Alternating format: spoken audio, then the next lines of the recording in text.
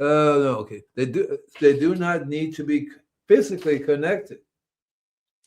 Yeah, I know the term too, and it's just it's floating there and it's disappearing as fast as it comes in. It's my fault. One of the things that happens when I do a show, and that's why I have to turn the phones off and everything. My friends all of a sudden get the vibes. I gotta call Andy. He's doing something to me, and then they call me up, and I said, I'm on the air. Oh, is that what it is?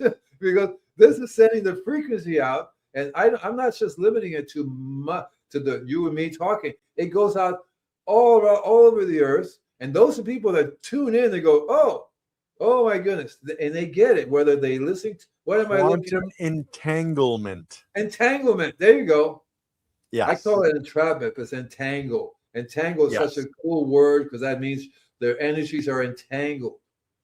Yeah. They're entangled. It doesn't make it. And what's cool is that it could be one part of the earth, another part of the earth. It could be from the sun and moon. It could be from the planet to another planet in another solar system. It could be another galaxy, even another dimension.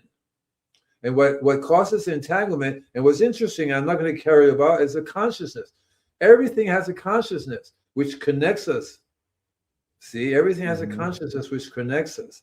And that the consciousness allows you to see the frequencies, you hear the frequencies. You see what I mean? So when you meditate or you get into that space of pure energy, we are indeed one, right? We are. And so when you're doing celestial gardening, what you're really doing is you're tuning yourself.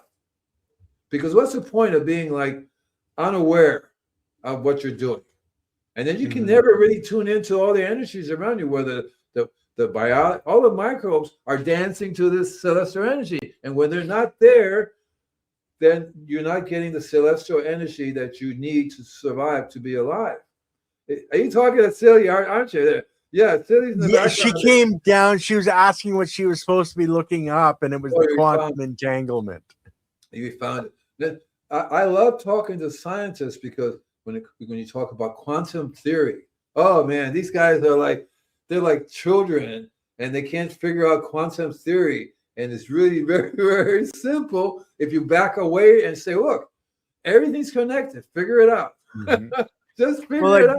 If you I know Lily and I follow the Schumann Resonance a little bit, and like she just said, the Schumann Resonance is doing interesting things. There's a lot of things happening energetically in, on, and around our planet, in the universe. And we guys, if you don't understand, the more positive energy we put out as individuals, makes it different. It comes together and it changes the Schumann resonance, so we can actually affect it. There is a saying, and I don't know how to translate it, but basically it's okay. There's 1,000 Buddhists on the earth, and they're all on the planet. They're all meditating together. That's enough to raise the frequency level of everybody. And there's a name for that. So in terms of, it means that when as a collective, we're on the same frequency. Right? Right now with the war and all this stuff, we tend to tune into that instead of the frequency that we should be tuning into. What is the scientist fear? Oh no. Love. Yeah.